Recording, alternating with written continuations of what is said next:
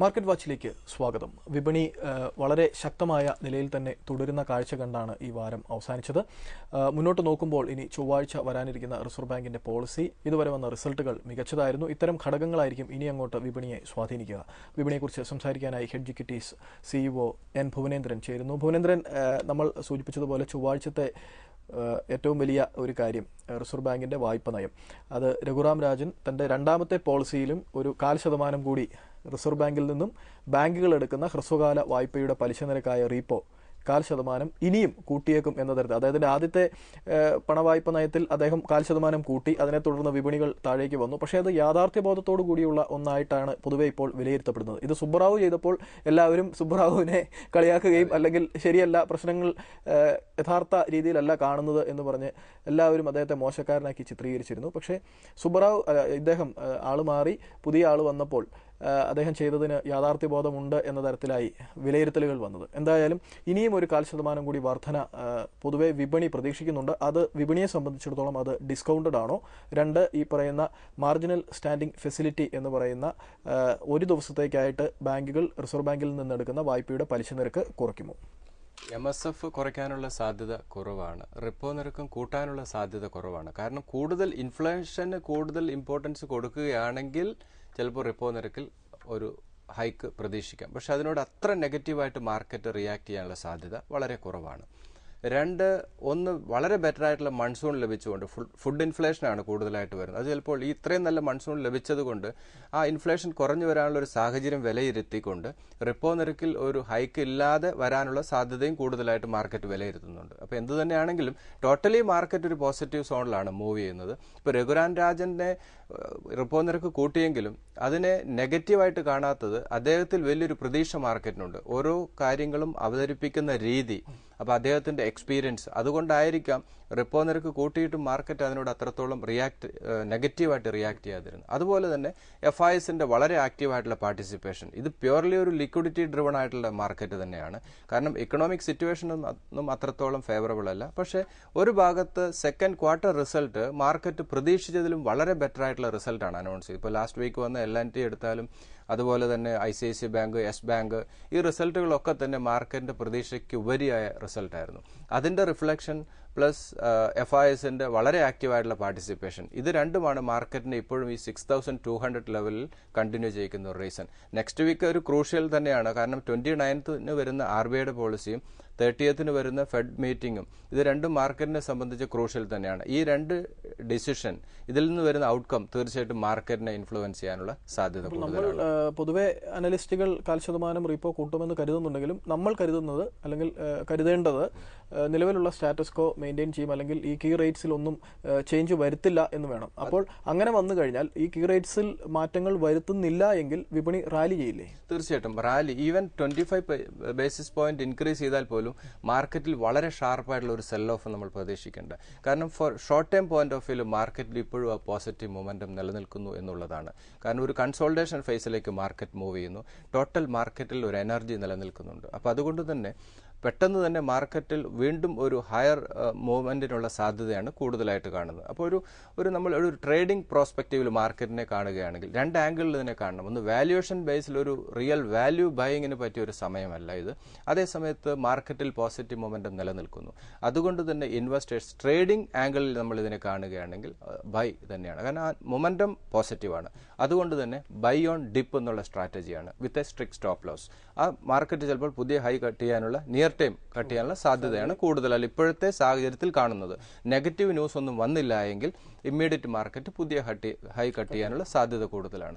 ഒരു വാല്യുവേഷൻ പ്രോസ്പെക്റ്റീവിൽ നമ്മൾ ഇതിനെ എടുക്കുകയാണെങ്കിൽ ഒരിക്കലും ഒരു വാല്യൂ ബൈയിങ്ങിനുള്ള സമയമല്ല, പ്രത്യേകിച്ചും സെലക്ടഡ് സ്റ്റോക്കുകൾ. ഇപ്പോൾ നിഫ്റ്റി 6200 നിൽക്കുമ്പോഴും 2010 ഹൈയിലടുത്തേക്ക് മാർക്കറ്റ് വരുമ്പോഴും അന്ന് പല സ്റ്റോക്കുകളിലും വാല്യുവേഷൻ വളരെ ഹയർ വാല്യൂലായിരുന്നു. For example State Bank of India എടുക്കുക, 3600 നിന്ന് 1700 പഞ്ചാബ് നാഷണൽ ബാങ്ക്, L&T, അങ്ങനെ കുറേയധികം സ്റ്റോക്കുകളുടെ വാല്യൂ, സിൻഡിക്കേറ്റ് ബാങ്ക്, ഒട്ടനവധി പബ്ലിക് സെക്ടർ ബാങ്കാണ് ഇത്തരം ഷാർപ്പായിട്ടുള്ള ഫോൾ സംഭവിച്ചത്. അതിൽ റിയാലിറ്റി, ഇൻഫ്രാസ്ട്രക്ചർ. അപ്പോൾ എനിക്ക് തോന്നുന്നു റീറ്റെയിൽ ഇൻവെസ്റ്റേഴ്സ് ഇങ്ങനെയുള്ള സെക്ടറുകളിലേക്ക് ഫോക്കസ് ചെയ്യുക എന്നുള്ളതാണ്. റിയാലിറ്റി സെക്ടർ ഇപ്പോഴും ബീറ്റൻ ഡൗൺ ആയിട്ടുള്ള ആ സെക്ടർ, അതുപോലെ പബ്ലിക് സെക്ടർ ബാങ്കിൽ അടുത്ത കറക്ഷനോടുകൂടി തീർച്ചയായിട്ടും ആ ഒരു സെക്ടർ പോസിറ്റീവായിട്ട് വരാനുള്ള സാധ്യതയുണ്ട്. NPA തന്നെയാണ് ഇവരുടെ ഒരു ബേർഡൻ എന്ന് പറയുന്നത്, അതല്ലെങ്കിൽ വളരെ മോശമായിട്ടുള്ള റിസൾട്ട്. ചിദംബരം വളരെ ക്ലാരിറ്റിയോടുകൂടി അത് അഡ്രസ്സ് ചെയ്ത് കഴിഞ്ഞു. അതൊരു വലിയ ബേർഡനാണ്. എനിക്ക് തോന്നുന്നത് പ്രൈവറ്റ് സെക്ടർ ബാങ്കുകൾ വളരെ ബെറ്റർ ആയിട്ടുള്ള റിസൾട്ട് അനൗൺസ് ചെയ്യുന്നതുകൊണ്ട് പബ്ലിക് സെക്ടർ ബാങ്കുകളൊക്കെ തന്നെ കുറച്ചുകൂടെ കോഷ്യസ് അപ്രോച്ച് അവരുടെ ലോൺ കൊടുക്കുന്നതിലും അവരുടെ ഓവറോൾ ഗവേണൻസിലൊക്കെ വരാൻ സാധ്യതയുള്ളത് കൊണ്ട് ഫ്യൂച്ചർ കുറച്ചുകൂടെ സേഫ് ആകാനുള്ള സാധ്യത കാണുന്നുണ്ട് പബ്ലിക് സെക്ടർ ബാങ്കുകൾ. അതുപോലെ വാല്യുവേഷൻ, ഒന്ന് പബ്ലിക് സെക്ടർ ബാങ്കുകൾ ഹയർ വാല്യൂവിലാണ് ട്രേഡ് ചെയ്യുന്നത്, അതേസമയത്ത് പബ്ലിക് സെക്ടർ ബാങ്കുകൾ റിസൾട്ട് മോശമായതുകൊണ്ട് തന്നെയാണ് വീണ്ടും വാല്യുവേഷൻ വളരെ ലോവർ വാല്യൂവിലാണ്. അപ്പോൾ ഇൻവെസ്റ്റേഴ്സ് ഈ സമയത്ത് ഈ റാലിയിൽ പാർട്ടിസിപ്പേറ്റ് ചെയ്യാത്ത സ്റ്റോക്കുകളിലേക്ക് അവരുടെ ഫോക്കസ് പോകുന്നതായിരിക്കും നല്ലത്. നിഫ്റ്റിയിലുപരി സ്റ്റോക്ക് സ്പെസിഫിക് ആയിട്ടുള്ള ഒരു അപ്രോച്ച് ആയിരിക്കും നല്ലത്. നമുക്ക് അരുണിന്റെ ഒരു ചോദ്യം പെട്ടെന്ന് പരിശോധിക്കാം. അദ്ദേഹം ടാറ്റ സ്റ്റീൽ 268 രൂപയ്ക്ക് വാങ്ങി 330 രൂപയ്ക്ക് വിറ്റു. വീണ്ടും അദ്ദേഹം ടാറ്റ സ്റ്റീൽ എൻട്രി ആഗ്രഹിക്കുന്നു. അതിന്റെ സപ്പോർട്ട് റെസിസ്റ്റൻസ് ലെവലുകൾ. മറ്റൊന്ന് ഇറോസ് ഇന്റർനാഷണൽ, ഒരു പക്ഷേ ലോകത്തിലെ തന്നെ ഏറ്റവും വലിയ സിനിമാ നിർമ്മാണ കമ്പനി ഓഹരി വിപണിയിൽ ലിസ്റ്റ് ചെയ്തതിൽ ഇന്ത്യയിൽ നിന്നുള്ള നമ്പർ 1 കമ്പനിയാണ് ഇറോസ് ഇന്റർനാഷണൽ. ഇന്ത്യയുടെ, എൻ്റെ ഓർമ്മ ശരിയാണെങ്കിൽ, ഇന്ത്യയിൽ നിന്നുള്ള മൊത്തം സിനിമകളുടെ പ്രൊഡക്ഷന്റെ ഏകദേശം 10% കൈയാളുന്നത് ഇറോസ് ഇന്റർനാഷണൽ മാത്രമാണ്. മൂന്നാമത്തെ ഓഹരി കേബിൾ ശൃംഖലയുടെ വളരെ പ്രമുഖമായ കമ്പനിയാണ് ഡെൻ നെറ്റ്വർക്കാണ്. ഇതെല്ലാം എന്റർടൈൻമെന്റ് സെഗ്മെന്റിൽ, ഒന്ന് മെറ്റൽ സെക്ടറാണ്. ടാറ്റ സ്റ്റീൽ വളരെ ബെറ്റർ ആയിട്ടുള്ള ഡാറ്റ ചൈനയിൽ നിന്ന് പുറത്തു വന്നു. അതിന്റെ റിഫ്ലക്ഷനാണ് ഈ സ്റ്റോക്കിൽ വളരെ ഷാർപ്പായിട്ടുള്ള മൂവ്. അഗൈൻ ഇപ്പോഴും ആ ഒരു പോസിറ്റീവ് മൊമെന്റം ടാറ്റ സ്റ്റീലിൽ കണ്ടിന്യൂ ചെയ്യുന്നു. ലോങ് ടൈം വ്യൂവിൽ വീണ്ടും ഇൻവെസ്റ്റ്മെന്റ് അഡ്വൈസബിൾ ആണ്. മാർക്കറ്റിൽ ചെറിയ കറക്ഷൻ സംഭവിക്കുകയാണ്. അഗൈൻ 310 and 290 ഈ ഒരു 2 ലെവൽ മേജർ 2 സപ്പോർട്ട് ലെവലായിട്ട് ഹോൾഡ് ചെയ്യുന്നു. വീണ്ടും അദ്ദേഹത്തിന് റീ എൻട്രി ചെയ്യാവുന്ന ഒരു ലെവലാണത്. 350 ആണ് സ്റ്റോക്കിൽ ഇമ്മീഡിയറ്റ് വരാവുന്ന resistance. Then Eros international fundamentally വളരെ സൗണ്ടാണ്. എന്റർടൈൻമെന്റ് സെഗ്മെന്റ് ഒക്കെ തന്നെ വളരെ പോസിറ്റീവാണ്. അതുകൊണ്ട് തന്നെ 140, 129 ലെവലിലേക്ക് ഇറോസ് ഇന്റർനാഷണൽ വരികയാണെങ്കിൽ ഒരു ഇൻവെസ്റ്റ്മെന്റ് ലോങ് ടൈം വ്യൂവിൽ അഡ്വൈസബിൾ ആണ്. 170 ആണ് സ്റ്റോക്കിൽ ഇമ്മീഡിയറ്റ് വരാവുന്ന ഒരു ടാർഗറ്റ് അല്ലെങ്കിൽ ഒരു major resistance. Then Den network fundamentally വളരെ സൗണ്ടാണ്. 140 and 125. മാർക്കറ്റിൽ കറക്ഷൻ സംഭവിക്കുമ്പോൾ മാത്രം ഇൻവെസ്റ്റ്മെന്റ് നടത്തുക. കാരണം മാർക്കറ്റിൽ ഒരു പുൾ ബാക്ക് സംഭവിച്ചു. അതുകൊണ്ട് ഒരു വാല്യൂ ബൈയിങ് ലെവലല്ല ഇത്, ഒരു ട്രേഡിംഗ് ആംഗിൾ മാർക്കറ്റിനെ കാണുക. അങ്ങനെയുള്ള ആളുകൾ മാത്രം ഇപ്പോഴത്തെ രീതിയിൽ ഇൻവെസ്റ്റ്മെന്റ് അഡ്വൈസബിൾ ആണ്. അതല്ലെങ്കിൽ മാർക്കറ്റിൽ ഒരു കറക്ഷന് വേണ്ടി, ഇപ്പോൾ ഡെൻ നെറ്റ്വർക്ക് ആണെങ്കിലും ടാറ്റ സ്റ്റീൽ ആണെങ്കിലും ഇറോസ് ഇന്റർനാഷണൽ ആണെങ്കിലും ഒക്കെ തന്നെ ഒരു കറക്ഷന് വേണ്ടി വെയിറ്റ് ചെയ്യുക. ഇപ്പോൾ ഡെൻ നെറ്റ്വർക്ക് 140 and 125 2 സപ്പോർട്ട് ലെവലാണ്. 180 ആണ് സ്റ്റോക്കിൽ ഇമ്മീഡിയറ്റ് വരാവുന്ന ഒരു ടാർഗറ്റ്. അപ്പോൾ ഈ 3 സ്റ്റോക്കും ഫണ്ടമെന്റലി വളരെ സൗണ്ടാണ്. അപ്പോൾ അടുത്ത കറക്ഷൻ വരുമ്പോൾ മാത്രം ഇൻവെസ്റ്റ്മെന്റ് അഡ്വൈസബിൾ ആണ്. ഇനി നമുക്ക് സംസാരിക്കേണ്ട വിഷയം റിസൾട്ടുകളെ കുറിച്ചാണ്. സർപ്രൈസിംഗ്ലി വളരെ മികച്ച റിസൾട്ടുകളാണ് Q2 കണ്ടത്. നമുക്ക് അതിലേക്ക് പോകുന്നതിന് മുൻപ് ഒരു ബ്രേക്ക് എടുക്കാം, ഇടവേള. മാർക്കറ്റ് വാച്ച് തുടരുന്നു. രണ്ടാം പാദ ഫലങ്ങൾ നമ്മൾ മുൻപ് മാർക്കറ്റ് വാച്ച് ഉൾപ്പെടെ അല്ലെങ്കിൽ രാജ്യത്തെ എല്ലാ അനലിസ്റ്റുകളും ഡിസ്കസ് ചെയ്തപ്പോൾ, മുൻപ് കഴിഞ്ഞ പരിപാടികളിലെല്ലാം ഡിസ്കസ് ചെയ്തപ്പോഴെല്ലാം പൊതുവേ കണ്ടിരുന്നത് മോശമായിരിക്കുമെന്നാണ്. പ്രത്യേകിച്ചും എക്സ്പോർട്ട് ചെയ്യുന്ന കമ്പനികളെ മാത്രം ഗുണം ചെയ്യുന്ന തരത്തിൽ, ഇമ്പോർട്ട് ചെയ്യുന്ന കമ്പനികൾക്കെല്ലാം പ്രശ്നങ്ങൾ വരുന്ന തരത്തിൽ ഉള്ള കാര്യങ്ങളായിരുന്നു നമ്മൾ പറഞ്ഞു വെച്ചത്. പ്രത്യേകിച്ചും രൂപ ഇടിഞ്ഞു നിന്ന സാഹചര്യത്തിൽ ആ സാഹചര്യം എല്ലാം മാറി. പക്ഷേ ആ രണ്ടാം പാദത്തിലെ ഫലമാണ് ഇപ്പോൾ വന്നുകൊണ്ടിരിക്കുന്നത്. വളരെ അത്ഭുതകരമായിരിക്കുന്നു. എല്ലാം വളരെ മികച്ച റിസൾട്ടുകളാണ്. പ്രത്യേകിച്ചും ബാങ്കുകൾ കിട്ടാക്കടം കൂടും എന്ന് കരുതിയിരുന്നതാണ് നമ്മുടെ പല ബാങ്കുകളും. ഈവൻ ഫെഡറൽ ബാങ്ക് അല്ലെങ്കിൽ ICICI ബാങ്ക്, ഇൻഡസിൻഡ് ആദ്യം വന്ന ഫലങ്ങളിലൊന്നാണ്. അതുപോലെ തന്നെ മറ്റ് മേഖലകളിൽ നിന്നും വന്ന ഫലങ്ങൾ എല്ലാം വളരെ വളരെ വളരെ പോസിറ്റീവായിട്ടാണ് നിൽക്കുന്നത്. ഇതിൻ്റെ ഒരു കാരണം എന്താണ്? പക്ഷെ ആ പോസിറ്റിവിറ്റി, പക്ഷേ ഓഹരി അത്രമാത്രം ഈ പറയുന്ന കമ്പനികളുടെ ഓഹരികളിൽ വലിയൊരു മുന്നേറ്റമൊന്നും ഇമ്മീഡിയറ്റ് ആയിട്ട് കണ്ടുമില്ല. ചെറിയൊരു കറക്ഷനിലേക്ക്, ഇപ്പോൾ വിപ്രോ ഉദാഹരണത്തിന് 1932 കോടിയുടെ ഗംഭീര ലാഭമാണ് കാഴ്ചവെച്ചത്. അവിടെ നിന്നും താഴേക്ക് പോയി. ഇനി തിരിച്ചു വരുമായിരിക്കാം. ഇപ്പോൾ മൈൻഡ് ട്രീ 132 കോടി രൂപയുടെ ഗംഭീര ലാഭമാണ് IT കമ്പനി കാഴ്ചവെച്ചത്. താഴെ പോയി, വീണ്ടും ശക്തമായി തിരിച്ചു വന്നു. ആ ഒരു പാറ്റേൺ ആയിരിക്കുമോ ഇതിൽ ഈ റിസൾട്ടുകളെ സംബന്ധിച്ച് വരാനിരിക്കുന്നത്? ഇത് നമ്മൾ ലാസ്റ്റ് വീക്ക് ഡിസ്കസ് ചെയ്തതാണ്. കാരണം ഈ റിസൾട്ട് വരുന്നതിന് മുമ്പ് ഈ സ്റ്റോക്കിലൊക്കെ റാലി സ്റ്റാർട്ട് ചെയ്തു. ഇപ്പോൾ യെസ് ബാങ്ക് എടുത്താൽ വരുന്നത് ഏത് ലെവലിൽ നിന്നാണ്? 200 ലെവലിൽ നിന്നാണ് വരുന്നത്. 370 പോകുന്നത്. ICICI bank 760, axis bank 765. ആ ഒരു റിസൾട്ടിന് മുമ്പ് തന്നെ വളരെ ഷാർപ്പായിട്ടുള്ള ഓൾമോസ്റ്റ് 80% ഗെയിനാണ് സ്റ്റോക്ക് മാർക്കറ്റിൽ കിട്ടിയത് ഈ ബാങ്കിങ് സെക്ടറിലൊക്കെ തന്നെ. ഇപ്പോൾ L&T നമ്മൾ എടുക്കുക 680 നിന്നാണ് ഈ 960 മൂവ് ചെയ്തത്. അപ്പോൾ റിസൾട്ടിന് മുമ്പ് തന്നെ ഈ ഒരു മാർക്കറ്റ് പ്രതീക്ഷിച്ചു. സ്റ്റോക്ക് മാർക്കറ്റ് എന്ന് പറയുന്നത് ഫ്യൂച്ചർ ആണെന്ന് പറയുന്നത് അതുകൊണ്ടാണ്. അതിനു മുമ്പ് തന്നെ ഈ സ്റ്റോക്കിലൊക്കെ തന്നെ റാലി സംഭവിച്ചു. അതുകൊണ്ട് റിസൾട്ടിന് ശേഷം വളരെ ഷാർപ്പായിട്ടുള്ളൊരു മൂവ് ഉണ്ടായില്ല. പക്ഷേ ഇതൊരു പോസിറ്റീവാണ്. കാരണം ഇത്രയും മോശം സിറ്റുവേഷനിൽ വളരെ ബെറ്റർ ആയിട്ടുള്ള റിസൾട്ട് അനൗൺസ് ചെയ്തത് ഇന്ത്യൻ ഇക്കണോമിയെ സംബന്ധിച്ചും ഈ കമ്പനികളെ സംബന്ധിച്ചും പോസിറ്റീവാണ്. അപ്പോൾ അടുത്ത കറക്ഷൻ സംഭവിക്കുമ്പോൾ ഈ സ്റ്റോക്കിലൊക്കെ തന്നെ റീ എൻട്രി ചെയ്യാം എന്നുള്ളതാണ് ഈ ഒരു സൈൻ എന്ന് പറയുന്നത്. അപ്പോൾ അതുകൊണ്ട് ഇൻവെസ്റ്റേഴ്സിന് ഇതിൽ ഈ കമ്പനികളിൽ വിശ്വസിക്കാം. കാരണം ഇത്രയും ഒരു വേഴ്സ്റ്റ് ആയിട്ടുള്ള സിറ്റുവേഷൻ ഓവർകം ചെയ്യാൻ ഇന്ത്യൻ കമ്പനികൾക്ക് കഴിഞ്ഞു എന്നുള്ളത് വളരെ പോസിറ്റീവാണ്. അതിന്റെ അർത്ഥം ഇനി വരാനിരിക്കുന്ന മൂന്നാം പാദം നാലാം പാദം വളരെ ബെറ്റർ ആയിരിക്കുന്നില്ല, കാരണം രൂപ മെച്ചപ്പെടുകയും ചെയ്തു. തീർച്ചയായിട്ടും. ഒന്ന്, രണ്ട്, ഈ പബ്ലിക് സെക്ടർ ബാങ്കുകളുടെ result, especially state Bank of India, ആ ഒരു മേജർ റിസൾട്ട് വരാനിരിക്കുന്നു. ആ റിസൾട്ട് കൂടെ വരികയാണെങ്കിൽ മാത്രമേ നമുക്ക് വ്യക്തമായിട്ടുള്ള ഒരു ക്ലാരിറ്റി ലഭിക്കുകയുള്ളൂ. പക്ഷേ മാർക്കറ്റ് പ്രതീക്ഷിക്കുന്നു NPA കൂടാനുള്ളൊരു സാധ്യത. അതുകൊണ്ടാണ് ആ റാലിയിൽ ഇപ്പോഴും PNB യും സ്റ്റേറ്റ് ബാങ്ക് ഓഫ് ഇന്ത്യ ഇപ്പോഴും ഈ 1007 പങ്കെടുക്കാതിരിക്കുന്നത്. അതുകൊണ്ട് ഇപ്പോൾ നമുക്കറിയാം സിൻഡിക്കേറ്റ് ബാങ്ക് 74 മോശം റിസൾട്ട് വന്നു. അതൊക്കെ ഒരു 140 ലെവലിൽ നമ്മൾ കണ്ടതാണ്. 50% ഡിസ്കൗണ്ടിലാണ്. അതിന്റെ റീസൺ ആ മോശം റിസൾട്ടും മോശം NPA തന്നെയാണ്. അപ്പോൾ അടുത്ത റിസൾട്ട്, തേർഡ് ക്വാർട്ടർ റിസൾട്ടും ബെറ്റർ ആകാനുള്ള സാധ്യത. അപ്പോൾ ഇന്ത്യയെ സംബന്ധിച്ച് ചില പോസിറ്റീവ് സൈൻ കാണുന്നു എന്നുള്ളത് നല്ലതാണ്. അത് ഇൻവെസ്റ്റേഴ്സിനെ സംബന്ധിച്ചും വളരെ പോസിറ്റീവാണ്. സ്റ്റോക്ക് മാർക്കറ്റിൽ പാർട്ടിസിപ്പേറ്റ് ചെയ്യാത്ത എല്ലാവരും ചെറിയ രീതിയിലെങ്കിലും സ്റ്റോക്ക് മാർക്കറ്റിലേക്ക് അടുത്ത കറക്ഷനോടുകൂടി എൻട്രി ചെയ്യുന്നത് നന്നായിരിക്കും. ഇത് പറയുമ്പോൾ രണ്ട് ബാങ്കുകൾ, അത് രണ്ട് ഒരു ധ്രുവങ്ങളിൽ നിൽക്കുന്ന ബാങ്കുകൾ എന്ന് വേണമെങ്കിൽ പറയാം. ഒന്ന് ഫെഡറൽ ബാങ്ക്, അത് രണ്ടും ഒരേ സ്വഭാവത്തിൽപ്പെട്ടവരാണ്, പക്ഷേ രണ്ട് രീതിയിലാണ് വർക്ക് ചെയ്യുന്നത്. ഓൾഡ് ജനറേഷൻ പ്രൈവറ്റ് ബാങ്ക് സെക്ടറിൽ വരുന്നതാണ്. ഒന്ന് ഫെഡറൽ ബാങ്ക്. അവർ കുറേ നാളുകളായി ഫെഡറൽ ബാങ്കിന്റെ ഓഹരിയിൽ ഒരു ചാം നഷ്ടപ്പെട്ട് നിൽക്കുകയായിരുന്നു. ഇപ്പോൾ അതിന്റെ ഓഹരി മുഖവില വിഭജിച്ച് 2 രൂപയിലേക്കാക്കി. ഇപ്പോൾ ഏകദേശം 70 രൂപയിലേക്ക് എത്തി. ഫോറിൻ ഇൻവെസ്റ്റ്മെന്റ് പ്രൊമോഷൻ ബോർഡിന്റെ, വിദേശ നിക്ഷേപ പ്രോത്സാഹന ബോർഡിന്റെ അനുമതി 49% വിദേശ പങ്കാളിത്തത്തിൽ നിന്ന് 74% ഉയർത്തുന്നത് ആക്സിസ് ബാങ്കും ഒക്കെ ചെയ്തിട്ടുണ്ട്. പിന്നെ മറ്റൊന്ന് തൃശ്ശൂരിൽ നിന്നുള്ള, പണ്ട് ഒരു കൊച്ചു ബാങ്ക് ആയിരുന്ന, ഇന്ന് വളരെ പെട്ടെന്ന് അനുസ്യൂതം വളർന്നുകൊണ്ടിരിക്കുന്ന, ഒരുപക്ഷെ ഫെഡറൽ ബാങ്കിനെ പോലും നാളെ കവച്ചു വെക്കാവുന്ന തരത്തിൽ ഏകദേശം 80,000 കോടി ബിസിനസ്സായി. ഫെഡറൽ ബാങ്കിന്റെ ബിസിനസ് 1 ലക്ഷം കോടി രൂപയാണ്. അതിനെ പോലും കവച്ചു വെക്കാവുന്ന രീതിയിൽ അതിവേഗം വളർന്നു വരുന്ന സൗത്ത് ഇന്ത്യൻ ബാങ്ക്. ഈ രണ്ട് ഓഹരികളിലും എന്ത് സ്ട്രാറ്റജിയാണ് ഇപ്പോഴത്തെ സാഹചര്യത്തിൽ സ്വീകരിക്കുന്നത്? ഈ രണ്ട് സ്റ്റോക്കും വളരെ പോസിറ്റീവാണ്. ഒന്ന്, ഫെഡറൽ ബാങ്കിൽ റീസെന്റ് ആയിട്ട് ടോട്ടൽ ഒരു ചേഞ്ച് വരുന്നു എന്നുള്ളതിന്റെ സൈൻ നമ്മൾ കാണുന്നു. ഫോറിൻ ഇൻവെസ്റ്റ്മെന്റ് കൂടുന്നത്, ലിമിറ്റ് ഇൻക്രീസ് ചെയ്യുന്നത് ഫെഡറൽ ബാങ്കിനെ സംബന്ധിച്ച് വളരെ പോസിറ്റീവാണ്. ബിസിനസ് മോഡൽ നല്ലതാണ്, അത്രത്തോളം അഗ്രസീവ് അല്ല എന്നുള്ളതാണ്. അതേ സൗത്ത് ഇന്ത്യൻ ബാങ്ക് മാനേജ്മെന്റിന്റെ സ്കില്ലാണ്. ഇപ്പോൾ VA ജോസഫ് സാർ വളരെ ആക്റ്റീവായി ആ ബാങ്കിനെ നയിക്കുന്നു എന്നുള്ളതാണ് സൗത്ത് ഇന്ത്യൻ ബാങ്കിന്റെ ഏറ്റവും വലിയ പോസിറ്റീവ് എന്ന് പറയുന്നത്. അത് പുതിയൊരു ഫേസ് സൗത്ത് ഇന്ത്യൻ ബാങ്കിന് കൊടുക്കാൻ അദ്ദേഹത്തിന് സാധിച്ചു. അതാണ് വളരെ ഷാർപ്പായിട്ടുള്ള ഒരു മൂവ്. ചിലപ്പോൾ ഫെഡറൽ ബാങ്കിനെ ബീറ്റ് ചെയ്യാനുള്ള സാധ്യത ബിസിനസ്സിൽ കാണുന്നുമുണ്ട്. ഈ ഒരു മൂവ് വരികയാണെങ്കിൽ സാധ്യത വളരെയധികം കൂടുതലാണ്. രണ്ട് സ്റ്റോക്കും ഈക്വലി ഇൻവെസ്റ്റേഴ്സിനെ സംബന്ധിച്ച് നല്ലതാണ്. വളരെ നല്ല റിട്ടേൺ ലഭിക്കാൻ സാധ്യതയുണ്ട്. ലോങ് ടേം വ്യൂവിൽ ഈ രണ്ട് സ്റ്റോക്കും വലിയൊരു റാലിയിൽ പാർട്ടിസിപ്പേറ്റ് ചെയ്തിട്ടില്ല. അപ്പോൾ അടുത്ത് വരുന്ന ഓരോ കറക്ഷനും ഈ രണ്ട് സ്റ്റോക്കും ഇൻവെസ്റ്റ്മെന്റ് അഡ്വൈസബിൾ ആണ് എന്നുള്ളതാണ് എനിക്ക് തോന്നുന്നത്. ഈ രണ്ട് സ്റ്റോക്കും ഫണ്ടമെന്റലി വളരെ സൗണ്ടാണ്. ടെക്നിക്കലി അല്ലെങ്കിൽ വാല്യൂ ബൈയിങ് ഏരിയയിലാണ്. വളരെ ഷാർപ്പായിട്ടുള്ള വാല്യൂഷൻ ഒരു ഹയർ വാല്യൂവിലല്ല.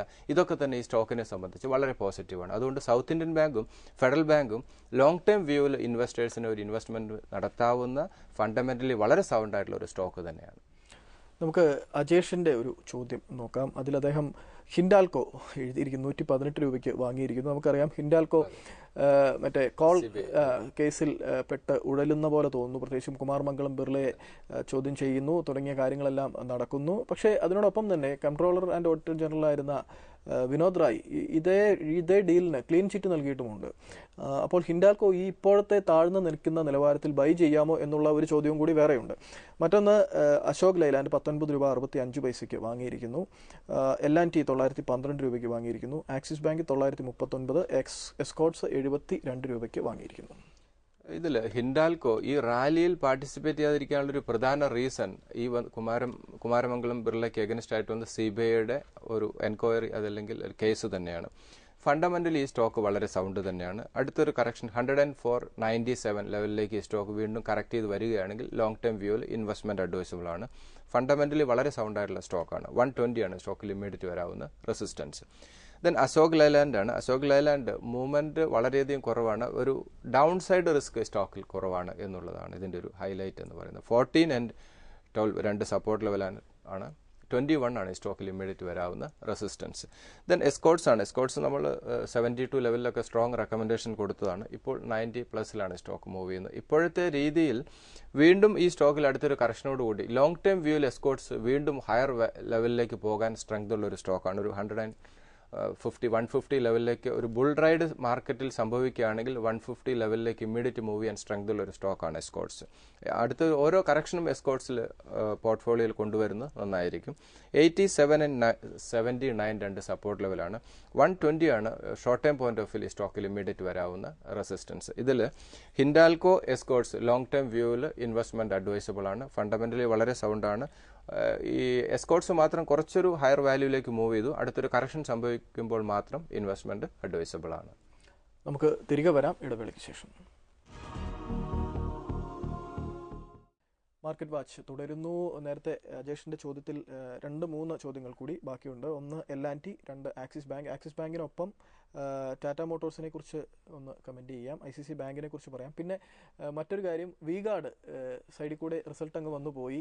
19 കോടിയിൽ നിന്നും 14.48 കോടി രൂപയായി, 14.5 കോടിയായി കുറയുകയാണ് ഉണ്ടായത്. കഴിഞ്ഞ കുറച്ച് പാദങ്ങളായിട്ട് സ്റ്റോക്കിന് നല്ല ഫാൻസി ഉണ്ട്. ഏകദേശം 500 പരിസരങ്ങളിൽ ചുറ്റിപ്പറ്റി നിൽക്കുന്നുണ്ട്. പക്ഷേ റിസൾട്ട് ഓരോ പാദം കഴിയുമ്പോഴും ഇംപ്രസീവായി വരും എന്ന് പറയുന്നുണ്ടെങ്കിലും അത്തരത്തിലുള്ള പെർഫോമൻസ് കാണുന്നില്ല. മാന്ദ്യം ബാധിക്കുന്നു എന്ന തരത്തിലാണ് പറയുന്നത്. കോമ്പറ്റീഷൻ വളരെയധികം കൂടി അതിൻ്റെ ഒരു റിഫ്ലക്ഷനാണ് ഈ റിസൾട്ടിൽ കാണുന്നത്. കാരണം കുറേയധികം പ്ലെയേഴ്സ് ഈ സെഗ്മെന്റിൽ നിലനിൽക്കുന്നുണ്ട്. അപ്പോൾ അതിൻ്റെ റിഫ്ലക്ഷനാണ് റിസൾട്ട് കാണുന്നത്. അപ്പോൾ നമുക്ക് 2-3 ക്വാർട്ടർ റിസൾട്ട് ഈ പ്രോഫിറ്റബിലിറ്റി മെയിൻറ്റെയിൻ ചെയ്യാൻ പറ്റിയില്ലെങ്കിൽ ടഫായിട്ടുള്ള കോമ്പറ്റീഷൻ വരുന്നു എന്നുള്ളതിൻ്റെ സൈനാണ്. അങ്ങനെ ഒരു സംഭവിക്കുകയാണെങ്കിൽ സ്റ്റോക്കിൽ നമ്മൾ പറഞ്ഞ രീതിയിലൊരു ഷാർപ്പായിട്ടുള്ള മൂവിനുള്ള സാധ്യത കുറവാണ്. എന്തായാലും മാനേജ്മെന്റ് വളരെ സ്കില്ലുള്ളതായതുകൊണ്ട് ഈ സിറ്റുവേഷൻ ഓവർകം ചെയ്യുമെന്ന് നമുക്ക് വിശ്വസിക്കാം. എന്തായാലും ലാസ്റ്റ് റിസൾട്ട് കുറച്ച് മോശമായി, അതിൻ്റെ റിഫ്ലക്ഷനാണ് കണ്ടത്. അപ്പോൾ എന്തായാലും ഒരു ക്വാർട്ടർ അല്ലെങ്കിൽ 2 ക്വാർട്ടർ റിസൾട്ട് കൊണ്ട് ഒരു കമ്പനിയെ വിലയിരുത്തുന്ന കാര്യമില്ല. അടുത്തൊരു 2 ക്വാർട്ടർ കൂടി ഇതിൻ്റെ റിസൾട്ട് വിലയിരുത്തിയതിന് ശേഷം നമുക്ക് ടാർഗറ്റ് വരുന്നതായിരിക്കും. പക്ഷേ കേരളത്തിൽ നിന്ന് ധാരാളം നിക്ഷേപകർ ഇതിലുണ്ട്. അതങ്ങനെ തന്നെ തുടരട്ടെ. ഇപ്പോഴും സനൽ നേരത്തെ ഇപ്പോഴും 500 ലെവലിൽ മൂവ് ചെയ്യുന്നു എന്നുള്ളതാണ് അതിൻ്റെ ഒരു പോസിറ്റീവ് എന്ന് പറയുന്നത്. ഇതിൽ L&T വളരെ ബെറ്റർ ആയിട്ടുള്ള റിസൾട്ട് അനൗൺസ് ചെയ്തു. സ്റ്റോക്കിൽ വളരെ ഷാർപ്പായിട്ടുള്ള മൂവ് കണ്ടു. ഷോർട്ട് ടൈം ഗെയിനിന് വേണ്ടി ഇപ്പോഴത്തെ രീതിയിൽ ഒരു ഇൻവെസ്റ്റ്മെന്റ് അഡ്വൈസബിൾ അല്ല. 1050 വരെ പോകാനുള്ള സ്ട്രെങ്ത് ഈ സ്റ്റോക്കിന് ഇപ്പോഴുണ്ട്. With strict stop loss trading prospectively സ്റ്റോക്കിൽ ഒരു ഇൻവെസ്റ്റ്മെന്റ് ഒരു ബൈ അഡ്വൈസബിൾ ആണ്. 900 and 840 രണ്ട് സപ്പോർട്ട് ലെവലാണ്. 840 എന്ന് പറയുന്നത് മാർക്കറ്റിൽ വീണ്ടും ഷാർപ്പായിട്ടുള്ള ഫോൾ, ഏതെങ്കിലും നെഗറ്റീവ് ന്യൂസ് വരികയാണെങ്കിൽ മാത്രമേ ആ ഒരു ലെവലിലേക്ക് ഈ റേറ്റ് വരാൻ സാധ്യതയുള്ളൂ. ഫോർ ടൈം ബീങ് 900 എന്ന് പറയുന്ന ഒരു സ്ട്രോങ് സപ്പോർട്ട് സോൺ ആയിട്ട് ഹോൾഡ് ചെയ്യുന്നു. സെല്ലിംഗ് നടത്തിയ ഇൻവെസ്റ്റേഴ്സിനെ സംബന്ധിച്ച് റീ എൻട്രി ചെയ്യാൻ പറ്റുന്ന ഒരു ലെവലാണ് 900. 1050 ആണ് സ്റ്റോക്ക് ഇമ്മീഡിയറ്റ് വരാവുന്ന റെസിസ്റ്റൻസ്. ദെൻ ആക്സിസ് ബാങ്ക് 1160 ആണ് ഇമ്മീഡിയറ്റ് വരാവുന്ന സപ്പോർട്ട്. ദെൻ 1040 വരണമെങ്കിൽ വീണ്ടും വളരെ നെഗറ്റീവായിട്ടുള്ള ന്യൂസുകൾ RBIയുടെ ഭാഗത്തു നിന്നോ അതല്ലെങ്കിൽ ഗവൺമെന്റ് അതല്ലെങ്കിൽ ഗ്ലോബൽ ഏതെങ്കിലും നെഗറ്റീവ് ന്യൂസ് വരികയാണെങ്കിൽ മാത്രം 1040 ലെവലിലേക്ക് പോകാം. ഇമ്മീഡിയറ്റ് സ്റ്റോക്കിന്റെ സപ്പോർട്ട് എന്ന് പറയുന്നത് 1160 ആണ്. ഒരു റീ എൻട്രി ചെയ്യാവുന്ന ട്രേഡിംഗ് ആംഗിളിൽ അല്ലെങ്കിൽ ആസ്പെക്റ്റിൽ ബൈ ചെയ്യാവുന്ന ഒരു ലെവലാണ് 1160 എന്ന് പറയുന്നത്. 1350 ആണ് ഒരു സ്ട്രോങ് റെസിസ്റ്റൻസ് ഏരിയ ആണ്. ഈ ഒരു ലെവൽ ലോവർ ലെവൽ ഇൻവെസ്റ്റ്മെന്റ് നടത്തിയ എല്ലാ നിക്ഷേപകരും ഒരു പ്രോഫിറ്റ് ബുക്കിംഗ് ലെവലായിട്ട് തന്നെ കൺസിഡർ ചെയ്യുന്നതായിരിക്കും നല്ലത്. ദെൻ ടാറ്റ മോട്ടോഴ്സ് ആണ്. ടാറ്റ മോട്ടോഴ്സ് 360 and 320 വളരെ ഷാർപ്പായിട്ടുള്ള ഒരു മൂവ് സംഭവിച്ചു. ഗ്ലോബൽ സെയിൽസ് ഇംപ്രൂവ് ചെയ്തു. അതിൻ്റെ ഒരു പോസിറ്റീവ് മൊമെന്റം ഈ സ്റ്റോക്കിൽ കണ്ടിന്യൂ ചെയ്യുന്നുണ്ട്. 410 ആണ് ഇമ്മീഡിയറ്റ് വരാവുന്ന റെസിസ്റ്റൻസ്. ഷോർട്ട് ടൈം വ്യൂവിൽ ഈ സ്റ്റോക്കിൽ ഒരു ഇൻവെസ്റ്റ്മെന്റ് അഡ്വൈസബിൾ അല്ല. 360, 320 ലെവലിലേക്ക് വരികയാണെങ്കിൽ മാത്രം ഇൻവെസ്റ്റ്മെന്റ് അഡ്വൈസബിൾ ആണ്. ദെൻ ICICI ബാങ്ക് ആണ്. വളരെ ബെറ്റർ ആയിട്ടുള്ള റിസൾട്ട് അനൗൺസ് ചെയ്തു. റിസൾട്ട് വളരെ മാർക്കറ്റ് പ്രതീക്ഷിച്ചതിലും വളരെ ബെറ്റർ ആയിട്ടുള്ള റിസൾട്ടാണ്. പക്ഷേ അതിൻ്റെ ആ റിസൾട്ടിന് ശേഷം സനൽ നേരത്തെ പറഞ്ഞ രീതിയിൽ ഒരു വളരെ ഷാർപ്പായിട്ടുള്ള മൂവ് ഉണ്ടായില്ല. അതിൻ്റെ റീസൺ ആ ന്യൂസ് ഓൾറെഡി ഡിസ്കൗണ്ട് ചെയ്തിരുന്നു. അപ്പോൾ എഗെയിൻ 980 and 900 എന്ന് പറയുന്ന രണ്ട് സപ്പോർട്ട് ലെവലാണ്. 900 ഞാൻ നേരത്തെ പറഞ്ഞാൽ വളരെ ഷാർപ്പായിട്ടുള്ള നെഗറ്റീവ് ന്യൂസ് വരികയാണെങ്കിൽ മാത്രമേ 900 ലെവലിലേക്ക് വരികയുള്ളൂ. ഇപ്പോഴത്തെ രീതിയിൽ 980 ഒരു സ്ട്രോങ് സപ്പോർട്ട് സോൺ ആയിട്ട് ഹോൾഡ് ചെയ്യുന്നു. 1150 ആണ് സ്റ്റോക്കിൽ ഇമ്മീഡിയറ്റ് വരാവുന്ന റെസിസ്റ്റൻസ്. ഈ സ്റ്റോക്കുകളെല്ലാം തന്നെ വളരെ ഫണ്ടമെന്റലി വളരെ സൗണ്ടാണ്. അടുത്ത കറക്ഷൻ സംഭവിക്കുമ്പോൾ റീ എൻട്രി ചെയ്യാവുന്നതാണ്. നന്ദി ഭുവനേന്ദ്രൻ. അപ്പോൾ അടുത്ത ആഴ്ചത്തെ ഏറ്റവും പ്രധാനപ്പെട്ട രണ്ട് കാര്യങ്ങൾ, ഒന്ന് ചൊവ്വാഴ്ച വരാനിരിക്കുന്ന റിസർവ് ബാങ്കിന്റെ വായ്പ നയം. അതിൽ ഏത് തരത്തിൽ വന്നാലും മാർക്കറ്റ് വലിയ കുഴപ്പമില്ലാതെ പിടിച്ചു നിൽക്കും എന്നാണ് കരുതുന്നത്. കാരണം ഇനി 0.5% നിരക്ക് കൂട്ടിയാൽ, റീപ്പോ നിരക്ക് കൂട്ടിയാൽ പോലും വിപണി അതും ഡിസ്കൗണ്ടഡ് ആണ്. ഇനി നിരക്ക് കൂട്ടുന്നില്ല എങ്കിൽ വിപണി റാലി ചെയ്യാനുള്ള സാധ്യതയുണ്ട്. പക്ഷേ ഇതിനോടൊപ്പം രണ്ടാമത്തെ കാര്യം റിസൾട്ടുകളാണ്. റിസൾട്ടുകൾ വളരെ പോസിറ്റീവായിട്ടാണ് വന്നുകൊണ്ടിരിക്കുന്നത്. അടുത്ത ആഴ്ച വരാനിരിക്കുന്ന വിവിധ കമ്പനികളുടെ റിസൾട്ടുകളും പോസിറ്റീവ് ആയിരിക്കുമെന്നാണ് പൊതുവെയുള്ള പ്രതീക്ഷ ഇപ്പോൾ. ഇനി ഏറ്റവും പ്രധാനപ്പെട്ട കാര്യം, അടുത്ത ആഴ്ച അല്ലെങ്കിൽ വരുന്ന ദിവസങ്ങളിൽ ഒരു മിഡ് ക്യാപ് സെഗ്മെന്റിൽ ഒരു റാലി പൊതുവെ പ്രതീക്ഷിക്കുന്നുണ്ട്. പ്രത്യേകിച്ചും നേരത്തെ ഭുവനേന്ദ്രൻ സൂചിപ്പിച്ചതുപോലെ ബീറ്റൺ ഡൗൺ ആയ സെക്ടറുകളിലുള്ള ധാരാളം ഓഹരികൾ മൂവ് ചെയ്യാതെ നിൽക്കുന്നുണ്ട്. ഉദാഹരണത്തിന് യൂണിടെക് പോലെയുള്ള ഓഹരികൾ, യൂണിടെക് ഒക്കെ കറക്ഷൻ കഴിഞ്ഞ് കിടക്കുകയാണ്. ഇത്തരം ഓഹരികളിൽ വലിയ രീതിയിൽ ഒരു കളക്റ്റീവായിട്ട് ഒരു മാസീവ് മൂവ്മെന്റ് പ്രതീക്ഷിക്കുന്നുണ്ട് അടുത്ത ആഴ്ച അല്ലെങ്കിൽ വരും ദിവസങ്ങളിൽ മിഡ് ക്യാപ് സെഗ്മെന്റിൽ. എന്തായാലും അത് ട്രേഡേഴ്സിനെ സംബന്ധിച്ച് അനുകൂലമായ ഘടകമാണ്. അടുത്ത ആഴ്ച കാണാം. നന്ദി, നമസ്കാരം.